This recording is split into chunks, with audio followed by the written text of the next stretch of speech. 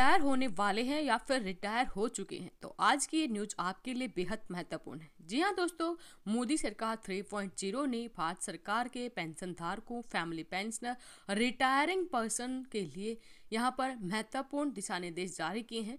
इनके अकॉर्डिंग आपकी पेंशन को लेकर जरूरी बदलाव हुए हैं। अगर आप पेंशन धारक हैं, फैमिली पेंशनर है, या आपके घर में कोई पेंशनर फैमिली पेंशनर है, या फिर आप रिटायर होने वाले हैं, तो आज की वीडियो आप सभी के लिए बेहद महत्वपूर्ण। आपसे रिक्वेस्ट है, वीडियो को बिल्कुल स्किप ना करें, ध्यानपूर्वक देखें और वीडियो अपने साथी दोस्तों के साथ जरूर शेयर करें। तो सबसे पहले हम अपना जो अपडेट दे रहे हैं वो है रिटायरिंग पर्सन के लिए, मतलब जो आने वाले टाइम में रिटायर होने वाले हैं। तो समय की प्रबद्धता को देखते हुए मोदी सरकार ने एक फैसला लिया है कि रिटायरमेंट से पहले आपके जो पेंशन के दस्तावेज हैं वो तैयार हो जाएंगे। ऐसा फैसला क्यों लिया गया है? पेंशनभोगी कल्याण विभाग के कार्यालय ज्ञापन में कहा गया कि पेंशन और उपदान प्राधिकृत करने की प्रक्रिया में विभिन्न कार्यालयों, प्राधिकरणों द्वारा की जाने वाली विभिन्न कार्यवाही सम्मिलित होती है। केंद्र सरकार में सेवानिवृत्ति के बाद कई लोगों को पेंशन न मिलने में दिक्कत होती है। तय समय पर पेंशन जारी नहीं होती है। पेंशन की फाइल एक मैच से दूसरे मैच पर घूमती रहती है। कार्मिक रोग शिकायत और पेंशन मंत्रालय के पेंशनभोगी कल्याण विभाग को इस तरह की शिकायतें मिलती रहती हैं। पिछले दिनों पेंशनभोगी कल्याण विभाग ने इस मामले में सभी मंत्रालयों, विभागों के लिए कार्यालय ज्ञापन जारी किया।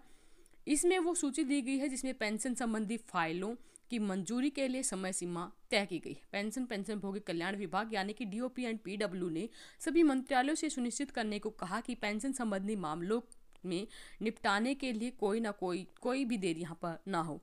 डीओपी एंड पीडब्ल्यू विभाग के कार्यालय ज्ञापन में कहा गया है कि पेंशन और उपदान प्राधिकृत करने की प्रक्रिया में विभिन्न कार्यालयों, प्राधिकरणों द्वारा की जाने वाली विभिन्न कार्यवाहियां सम्मिलित होती हैं। केंद्रीय सिविल सेवा पेंशन नियमावली 2021 में इनमें से प्रत्येक कार्यवाही को पूरा करने के लिए समय सीमा निर्धारित की गई है। जैसे नियम 54 के अनुसार प्रत्येक विभागाध्यक्ष एचओडी को प्रत्येक माह के 15वें दिन तक ऐसे सभी सरकारी कर्मचारियों की सूची तय करनी होगी जो उस तारीख से अगले 15 माह के भीतर सेवानिवृत्त होने वाले। नियम 55 के अनुसार सरकारी कर्मचारियों से उनकी सेवानिवृत्ति के पूर्व अनुमानित तारीख से कम 1 वर्ष पूर्व सरकारी आवास के संबंध में संपूर्ण ब्यौरा प्राप्त किया जाना अपेक्षित है। सरकारी कर्मी की सेवानिवृत्ति से 8 माह पूर्व की अवधि की बाबत बेबाकी प्रमाण पत्र यानी कि नो ड्यूज सर्टिफिकेट जारी किए जाने के लिए इन ब्यूरो को संपदा निदेशालय को भेजा जाए। नियम 56 और 57 में लिखा है कि सेवानिवृत्ति से पूर्व 1 वर्ष की अवधि के दौरान अधिवर्षिता यानी कि रिटायरमेंट पर पेंशन के मामलों से संबंधित कार्यवाही कार्य के लिए विस्तृत प्रक्रिया दी गई है। इसमें सेवा का सत्यापन, सेवा पुस्तिका में अंकित बातों को पूरा करना, त्रुटियां, कमियों को दूर करना सम्मिलित है। मकसद पेंशन केस की फाइल में देरी ना हो। अब बात करें नियम 59 और 60, तो नियम 59 और 60 के अनुसार कार्यालय अध्यक्ष सरकारी कर्मचारियों से पेंशन प्रारूप प्राप्त होने की तारीख से 2 माह के भीतर पेंशन मामले को फॉर्मेट 10 में सहपत्र सहित वेतन और लेखा कार्यालय को प्रेषित करेगा। पेंशन पत्र प्राप्त होने पर लेखा अधिकारी अपेक्षित जांच पड़ताल करेगा। अधिवर्षिता की आयु प्राप्त करने पर सरकारी कर्मचारी की सेवानिवृत्ति की तारीख से 2 माह पूर्व पेंशन संदाय आदेश जारी करेगा। लेखा अधिकारी पेंशन संदाय आदेश की एक प्रति केंद्रीय पेंशन लेखा कार्यालय को कार्यालय अध्यक्ष से पेंशन पत्रों के प्राप्त होने की तारीख से 2 माह के भीतर अग्रेसित करेगा।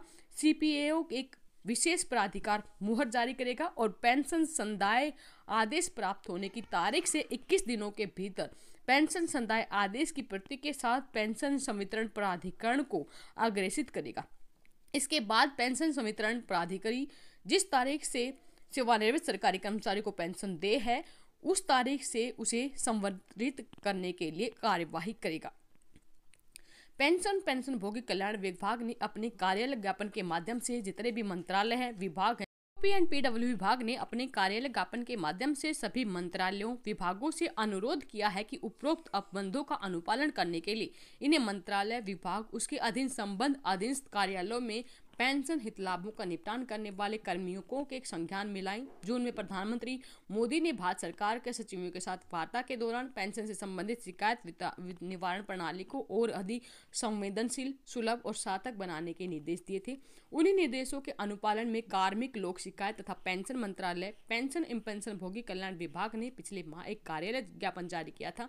CPGRAMS पोर्टल पर केंद्र सरकार के पेंशन भोगियों की शिकायत का संवेदनशील, सुलभ और सार्थक निवारण करने के लिए व्यापक दिशा निर्देश जारी किए गए। इसका मकसद सिर्फ एक है, पेंशनर शिकायत निवारण तंत्र को सुदृढ़ बनाना।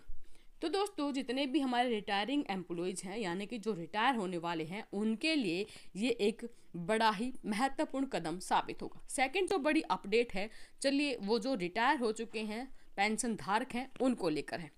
अगर हम बात करें डिफेंस पेंशन भोगियों की, तो डिफेंस के पेंशन भोगी अपने पेंशन अकाउंट को डीएसपी अकाउंट में चेंज करा लें, जिससे उनका ढेरों सारे फायदे मिलेंगे। इसके लिए आपको बैंक में जाकर एप्लीकेशन देकर डीएसपी अकाउंट में अपने खाते को चेंज करना होगा। आपको बता दें कि सामान्य पेंशन अकाउंट में किसी भी प्रकार की सुविधा नहीं मिलती है, लेकिन डीएसपी पेंशन अकाउंट में व्यक्तिगत दुर्घटना होने पर बीमा कवर मिलता है।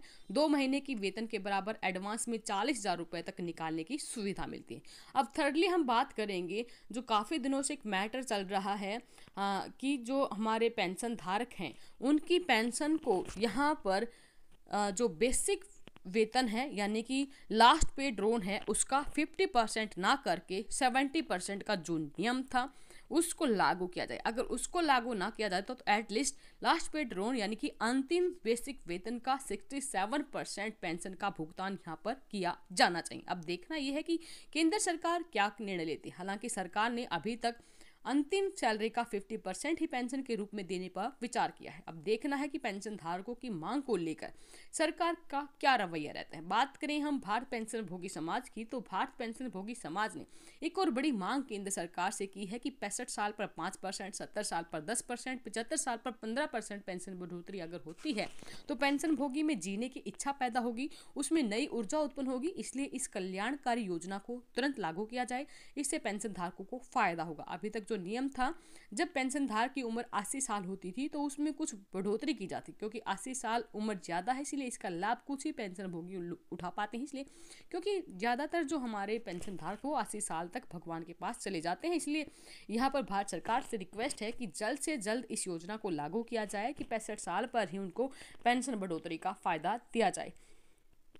तो ये थे महत्वपूर्ण जो पेंशन धारकों के लिए दिशा निर्देश हैं, नियम हैं, या फिर उनके लिए जो मांग उठी है, वो सभी जो फैसले हुए हमने आपको वीडियो के माध्यम से आपको सारी जानकारी दी है। अगर आप पेंशन धारक हैं, फैमिली पेंशनर हैं, रिटायरिंग पर्सन हैं, समय पर अपडेट पाना चाहते हैं पेंशन को लेकर, फैमिली पेंशन को लेकर, पेंशन नियमों को लेकर, डीए-डीआर को लेकर, या फिर अन्य जो भी जरूरी गवर्नमेंट के आदेश होते हैं, तो आपसे रिक्वेस्ट है कि आप यहाँ हमारे चैनल को सब्सक्राइब कर लें, बेल आइकन भी प्रेस कर लें, ताकि किसी भी वीडियो का कोई भी नोटिफिकेशन आपसे छूटे ना। फिर हाजिर होंगे आपके सामने ऐसे ही लेटेस्ट अपडेट के साथ। तब तक के लिए बने रहे हमारे साथ। धन्यवाद। जय हिंद, जय भारत।